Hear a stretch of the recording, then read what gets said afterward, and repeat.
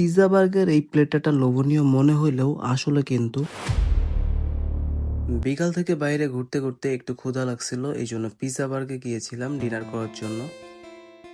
Valentine's day উপলক্ষে pizza বার্গের ভিতরটা অনেক সুন্দর করে সাজানো হয়েছিল এবং চারিদিকটা ছিল মানুষে কানায় কানায় পূর্ণ। এত মানুষের মাঝে বসার জায়গা পাচ্ছিলাম না কোথাও, বাট এইখানকার স্টাফরা অনেক ভালো। এনারা বসার জায়গা ম্যানেজ করে দিয়েছিল খুবই অল্প সময়ের মধ্যে। রেস্টুরেন্টের খাবারের পাশাপাশি রেস্টুরেন্টের স্টাফদেরও ব্যবহার ভালো হওয়া উচিত, যেটা অনেক রেস্টুরেন্টের ক্ষেত্রেই হয় না। এইটা হচ্ছে পিৎজা বার্গের মেনু কার্ড। মেনু কার্ড দেখতে দেখতে ভাবতেছিলাম যে কি খাবো, দেন অর্ডার করে দিলাম সেট মেনু 2। খাবার অর্ডার করার পরে বলে দিল 25 থেকে 30 মিনিট টাইম লাগবে। সো এই 25 থেকে 30 মিনিট টাইম আমি এখন কি করব, এই জন্য একটু ভিডিও করছিলাম। আর এইখানে ছিল ফটোশুট করার জন্য সুন্দর সুন্দর জায়গা, যদিও এই জায়গাটা মেয়েদের জন্যই বেশি সুন্দর। আর একটা ব্যাপার হচ্ছে, মেয়েরা যেখানে ছবি তুলবে সেইখানেই সুন্দর লাগে। মেয়েদের চেহারার মধ্যে মনে হয় একটা ম্যাজিক কাজ করে। দেন আমি কিছু ভিডিও করলাম, যেহেতু আমি একদমই ছবি তুলতে লাইক করি না, বাইরে গেলে দু একটা ভিডিও করি এমনি। প্রায় 25 থেকে 30 মিনিট ওয়েট করার পর চলে আসছে আমাদের খাবার। আর এটা হচ্ছে সেই পিৎজা বার্গের সেট মেনু 2। দেখতে আসলে টেস্টি মনে হলেও সত্যি সত্যি আসলে অনেক টেস্ট ছিল। সাথে ছিল আমাদের মিরিন্ডা আর